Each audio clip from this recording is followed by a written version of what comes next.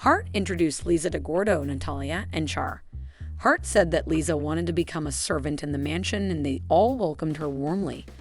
However, Gordo didn't expect the young girl to be the Blizzard Dragon, and he was even more surprised that she was obedient to Hart. Afterward, Flay guided Lisa around the mansion and explained the duties of a servant. First, they went to the courtyard to sweep it. When Flay tried to demonstrate how to sweep, she ended up twisting the broom until it broke. She then claimed that her previous attempt was incorrect. To everyone's surprise, Lisa was able to sweep the courtyard clean without any issues. Next, they moved on to washing dishes. Every time Flay wiped a dish, she accidentally broke it because she unconsciously applied too much force. Meanwhile, Lisa managed to do it normally. After that, they proceeded to cook. When Flay attempted to cook, the pot she used produced a massive flame. As a result, her food ended up burnt. As usual, Lisa performed well under the guidance of a human servant. She even received compliments from the other servants. Subsequently, Gordo and Natalia were also impressed when they tasted Lisa's cooking. They praised her quick learning abilities. Natalia then asked if Lisa had skills in other areas as well, to which Lisa replied that she had a basic knowledge of magic because she enjoyed reading books about it. Upon hearing this, Natalia immediately suggested that Lisa become Charlotte's personal servant. In the meantime, Flay had been sulking in the corner, feeling inadequate compared to Lisa. The next day, Lisa performed her first task as Charlotte's personal servant, which was to wake her up in the morning. Afterward, Lisa taught Charlotte some fundamental magic. Right from the start, Charlotte was able to conjure a small fireball. Then, Lisa helped Charlotte with her homework, read books together in the library, took baths together, and more.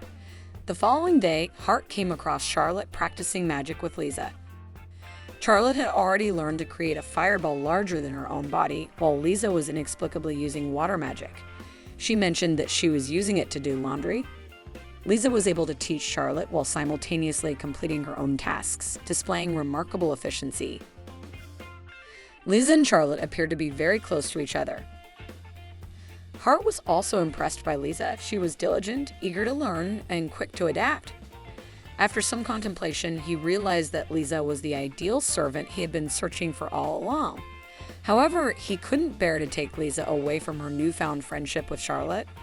It was a pity because he had the perfect candidate right in front of him. Nevertheless, Hart suddenly had an idea. He would install a teleportation door so that Lisa could serve him in the capital and return to the castle directly. In Hart's wooden house, Char looked downcast because her favorite anime, Love Cure, had just ended. For now, Char had nothing to watch. Hart mentioned that there would be a new series next week. Shortly after, Lisa reminded them that Char's break time was almost over.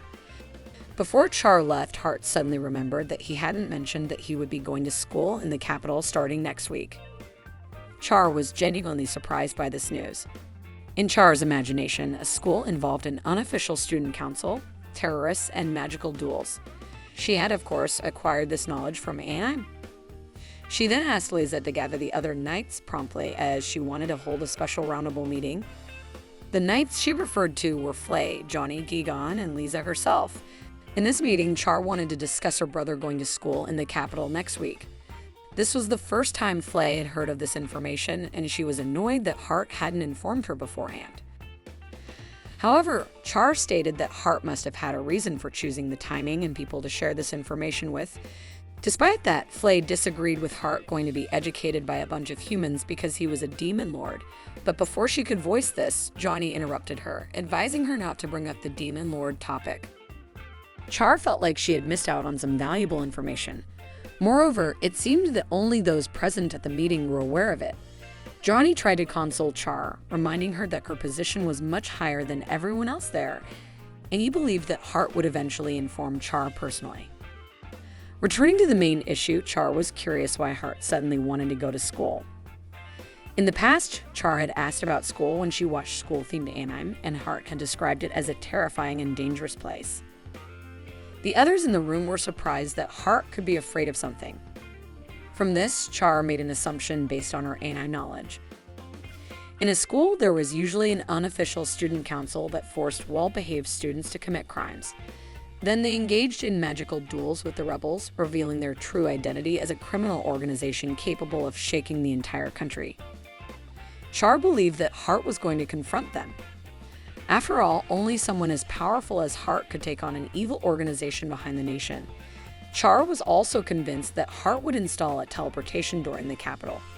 This way, Flay, Lisa, and Char herself would go to the capital to gather information. Meanwhile, Johnny and Gigon would prepare and strengthen Pandemonium. However, Lisa had doubts about whether they should act without discussing it with Hart first. Char insisted that they shouldn't make Hart worry. Flay, Johnny, and Gigon also had their own principles to uphold. And when night fell, it turned out that Lisa had disclosed everything that had happened earlier in the day to Hart. He expressed his gratitude to Lisa, wondering what might have happened if she hadn't reported to him. Lisa then asked if Hart was truly battling a massive criminal organization.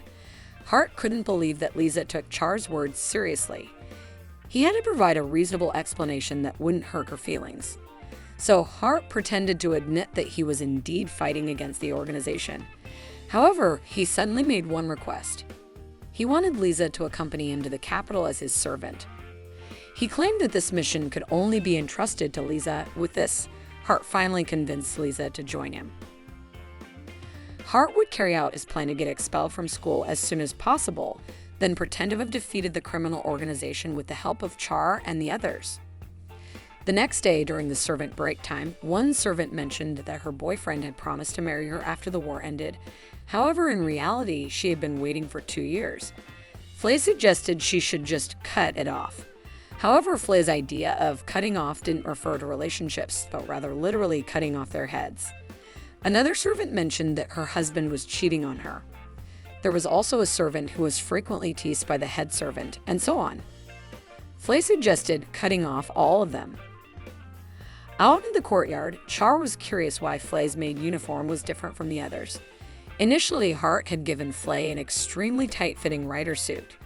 The servants requested Flay to change into something more appropriate. However, the provided uniforms didn't fit her, especially around the chest area. Even the largest servant uniform they had didn't fit her bust. Eventually, they had to create a special servant uniform specifically for Flay. After that, Char became envious watching Lisa freely flying around. She wanted to know if Flay could fly as well. With confidence, Flay claimed she could. Char also wanted to learn to fly, so she asked Flay to teach her. However, what Flay did was not flying, she merely jumped very high and far repeatedly. Hart, who was observing from a distance through a projection, was utterly baffled by Flay's behavior. Later, Natalia arrived and scolded Char for wanting to learn flying magic. Char looked at Flay after the scolding. Flay hurriedly went to Hart to find a solution. Hart, who had been observing everything from afar, understood the situation. He created flying contraptions for Char to ride. Natalia was astounded by the strange devices that allowed Char to fly. Hart felt satisfied that he could make his sister happy again. After having a satisfying flight, Char instructed Flay to go take a bath at the castle since she had gotten dirty from her jumping and wandering the woods. However, instead of going to the castle, Char jumped into a river and bathed there like an animal. As a result, her clothes became completely soaked. She dried her clothes by shaking her body, splashing water onto Hart and Char. Afterward, they returned and coincidentally met Lisa, who was sweeping. Hart was curious about what Lisa had been doing all day when she used to isolate herself. Lisa recollected her routine. She woke up in the afternoon, continued reading the unfinished book from yesterday, fell asleep in the evening, woke up again at night to read, and finally fell asleep once more. Hearing this, Hart was truly impressed with her ideal lifestyle. Because her days were so repetitive, Lisa hadn't realized that 10 years had passed when she returned the book. She could only eat once a week. In Hart's eyes, Lisa was a recluse expert. In the evening at the wooden house, Lisa wanted to ask Hart something. She was still curious about how Hart's teleportation door worked. However, Hart explained that he had simply connected two protectors. Naturally, this answer did not satisfy Lisa. Teleportation magic involving space and time was high-level magic that couldn't be done alone. From Lisa's explanation, Hart assumed that the magic he used wasn't space and time teleportation because it didn't consume much magic energy. Instead, Lisa believed Hart was using magic not from this world. Later that night, Hart gathered Flay, Char, and Lisa. He had created a magic level measuring device and wanted to measure their levels. The results were as follows.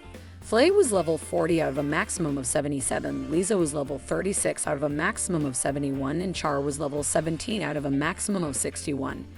Char's maximum level was even higher than that of the Queen. Since they were inquiring about their magic levels, they became curious about Hart's magic level as well. He still believed he was only at level 2, so he kept it a secret.